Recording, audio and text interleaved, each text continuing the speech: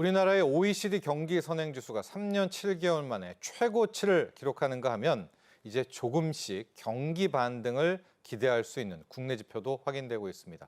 자, 과연 본격적인 내수 회복의 시기는 언제가 될까요? 이인철 참좋은 경제연구소 소장과 함께합니다. 안녕하십니까? 자, 오늘 우리 OECD 경기 선행 지수 이야기와 함께 경기 반등 살펴볼 텐데 그에 앞서서 4개국 특사 파견 소식 한번 정리를 해야 될 것 같습니다.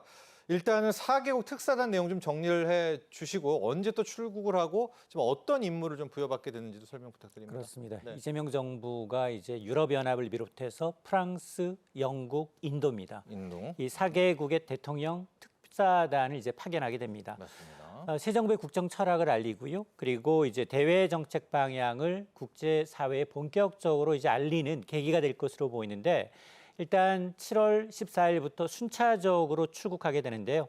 이번 특사단은 단순한 이제 외교적 의뢰를 넘어서 민주 대한민국의 복귀를 전 세계에 선언하면서 다자간 양자간 외교를 통한 전략적 실리 외교 실천이라는 점에서 주목을 받고 있습니다.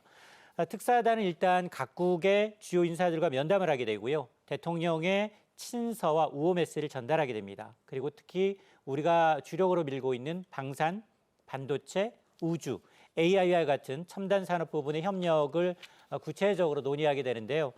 우선 이제 EU 특사단, 유럽 네. 집행위원회가 있는 벨기에 브뤼셀로 출발하게 되는데 벨기에를 방문해서 2010년 수립됐던 한EU 전략적 동반자 관계를 한층 더 심화하는 방안을 논의하게 되고요.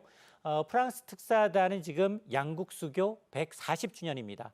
이걸 계기로 해서 포괄적 동반자 관계 구축을 더 강조할 것으로 보이고 영국 특사단은 이제 국방과 경제, 기후변화 대응과 같은 협력 방안을 바탕으로 또 인도 특사단 역시 수립 10주년을 맞고 있는 특별 전략적 동반자 관계를 넘어서 공급망과 방산, 핵심 기술과 문화 교류 등 전 방위적인 협력을 확대하는 계기가 마련될 것으로 기대를 하고 있습니다. 네, 유럽연합, 프랑스, 영국, 인도 일단 4개국 특사고요. 14일부터 출발을 합니다.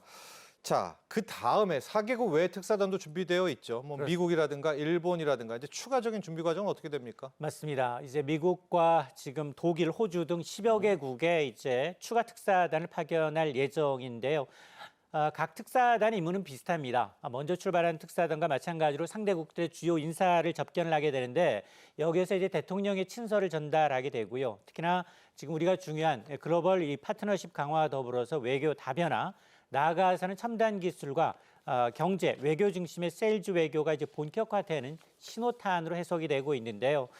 대통령실은 이렇게 지금 4개국, 10개국 이외에도 여타 이제 주요국 특사단도 대상국의 일정이 지금 확정되는 대로 출국할 예정이다라고 설명을 하고 있는데 이번 대통령 특사 파견은 일회성, 단발성 외교 이벤트가 아닙니다. 이것은 다자 외교의 어떤 복원, 또 신뢰 회복, 그리고 이제 한국의 어떤 외교 지평 확대라는 대전환이 이제 일환으로 시행이 되게 되고 특히나 이제 새 정부의 국정과제로 내세웠던 이제 이 코리아 이 글로벌 파트너십 구축과 맞물려서 첨단 기술과 전략적 산업을 매개체로 한 어떤 세일즈 외교의 신호탄이 될 것으로 기대를 하고 있습니다. 네, 자 이렇게 특사 소식 전해드렸고요.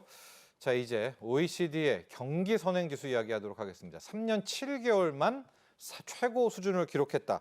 자, 소장님, OECD의 경기 선행 지수에 대해서 좀 개념 좀 잡아주시고 이번에 발표됐던 우리의 수치, 우리의 상승세 어느 정도인지까지도 함께 좀 이야기해 주시죠. 그렇습니다. 경제협력개발기구 OECD의 이제 경기 선행 지수라는 건 선행 미리입니다.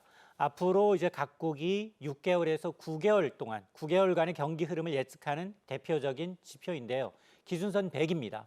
100을 기준으로 해서 100을 웃돌 경우에는 경기를 좋게 보는 시각이 높다는 거고요. 100을 밑돌 경우에는 경기 둔화 전망이 우세하다라는 얘기인데 6월 이제 한국의 이제 이 OECD 경기 선행 지수가 101.08을 기록했습니다.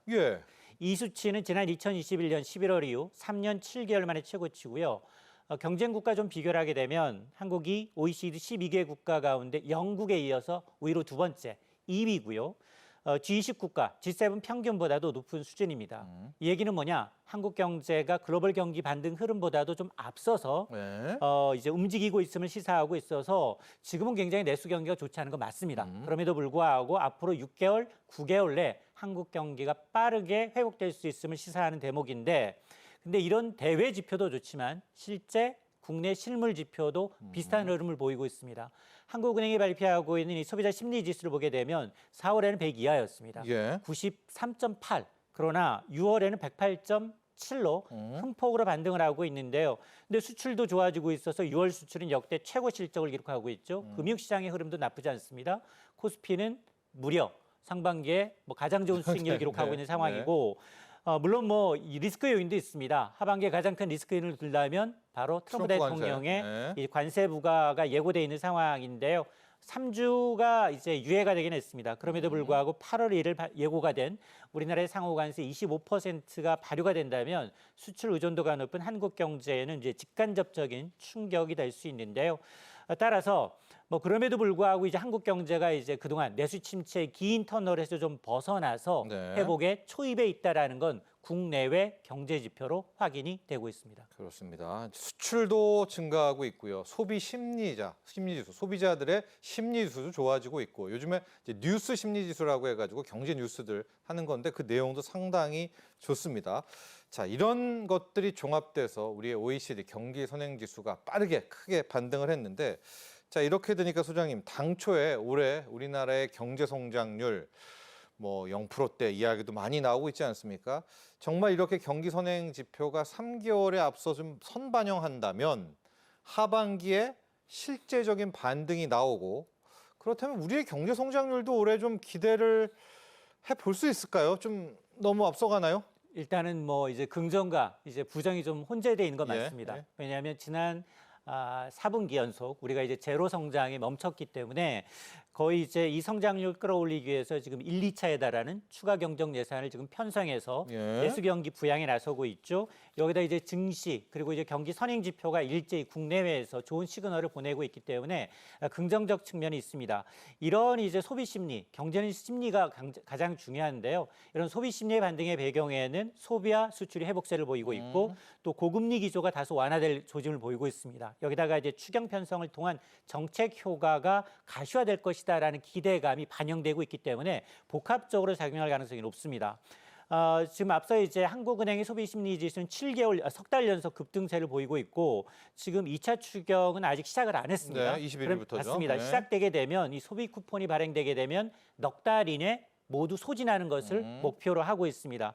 여기다 6월 수출은 598억 달러를 기록해서 역대 6월 수출 가운데 가장 좋습니다. 예. 환율도 안정적이죠. 1,400원대 중후반에서 움직이고 있습니다. 물론 앞서 제가 이제 불확실성이 가장 크다라는 건 이제 트럼프 리스크, 이른바 이제 관세 리스크가 남아 있긴 합니다만 그럼에도 불구하고 경기 선행 지표의 상승과 더불어서 이 경기 반등 가능성을 높이는 이제 여러 가지 이제 신호가 나오고 있다라는 건 분명히 신호이고요. 이런 이제 대외 리스크, 구조적 부진이 지금 상존해 있는 만큼 예. 앞으로 우리의 이 정책이 얼마나 이제 지속성 있게 또 시장 대응력을 좀 높이느냐가 관건입니다. 네, 그렇다면 성장률까지도 한번 기대해 볼 수 있을까요? 그렇습니다. 지금 사실은 이제 상반기보다는 상반기가 이제 경기 저점이라면 하반기에는 이제 한국 경제가 좀 소폭이긴 하지만 회복세를 좀 보이지 않겠느냐라는 건데요. 여러 가지 측면에서 지금 대내외적으로 이제 소비 심리뿐 아니라 실물 지표들이 좀 좋아지고 있고 특히나 새 정부 출범 이후에 이제 휴가철을 이제 맞물려서 소비 쿠폰이 발행되게 되면 긴 침묵에 나왔던 이제 내수가 네. 조금만 받쳐준다면 수출과 더불어서 어떤 시너지가 좀 날 것으로 보입니다. 특히나 이제 이런 이제 소비 쿠폰의 경우는 편의점이랄까 온라인 쇼핑, 슈퍼마켓 같은 업태가 이제 소비 진작에 직접적인 이 수혜를 받을 것으로 보이고 특히나 이제 주가 자본시장은 상당히 좀 앞서가고 선행돼서 있죠. 예. 안에 훨씬 앞서서 앞서가죠. 지금 움직이고 예, 있습니다. 이미 지난 11일 코스피는 3,200선을 돌파하고 있습니다. 3년 10개월 만에 최고치를 경신하고 있는데요. 이런 주가 상승이라는 게 이제 기업 가치 회복과 더불어서 정부의 상법 개정안 더불어한 자본시장 선진화 정책에 대한 기대감 여기다 이제 하반기 금리 인하 기대감까지 맞물리고 있는데요. 아마 이렇게 되면 사실 2분기에는 이제 삼성전자, LG전자 등 실적이 비교적 좋지 않았습니다만 하반기에는 뭐 자동차라든가 철강이라든가 이런 여러 가지 그동안 좀 부진했던 산업들이 조금만 뒷받침이 된다면 적어도 2분기에 마이너스 성장에서 벗어나서 네. 하반기에는 0.8 수준이었던 한국은행 예상치가 1% 이상 좀 오르지 않을까라고 이제 정부는 기대를 하고 있습니다. 좋습니다. 자, 부디 1% 뭐 훌쩍 2% 좀 육박하는 성장률이 기록되기를 기대해 보도록 하고요. 그래도 우리 8월 2일까지는 긴장을 해야 될 것 같습니다. 이제 트럼프 관세 불확실성인데 이 파고는 넘어야 되지 않겠습니까? 맞습니다. 네. 지금 트럼프 대통령이 8월 1일부터 한국에 대한 상호 관세 25%를 예고하고 있습니다. 여기다가 반도체 관세 네. 그리고 지금 의약품은 의약품. 200%가 넘습니다. 자, 이러다 보니까 실제로 국내 수출 대기업의 40% 이상이 하반기에 이익이 좀 줄어들 것으로 예상이 되고 있습니다. 많은 기업들이 이제 예측 불가능한 관세 리스크를 가장 큰 경영의 부담 요인으로 꼽고 있는 상황입니다.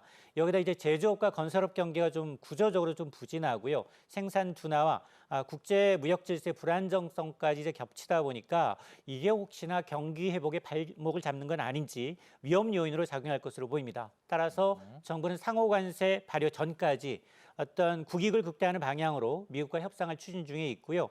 트럼프의 통상 압박이 이제 돌발성인 만큼 뭐 우리가 이제 대처하기는 쉽지는 않아 보입니다. 그럼에도 불구하고 정부의 어떤 외교력, 산업의 어떤 대처 전략이 하반기 경기 회복에 큰 열쇠가 될 것으로 보입니다.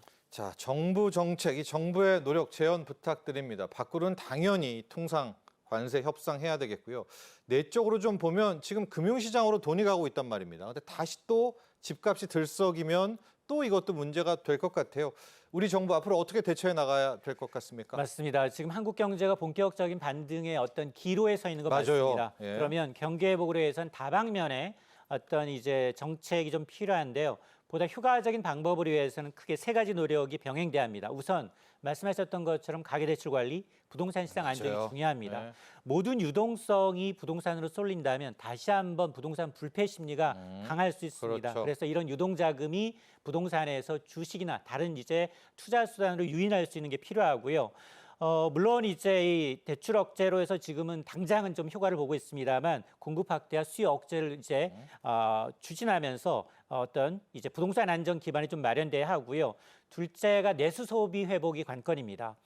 2차 추경과 더불어서 소비 쿠폰 정책은 긍정적이지만 이거는 일시적이고 전체 경제 성장률을 한국은행은 0.1에서 0.2%포인트 견인하는 것으로 나타나고 있기 때문에 지속적이고 체감 가능한 소비책 유인이 필요하고요. 세 번째는 대외 리스크 관리입니다.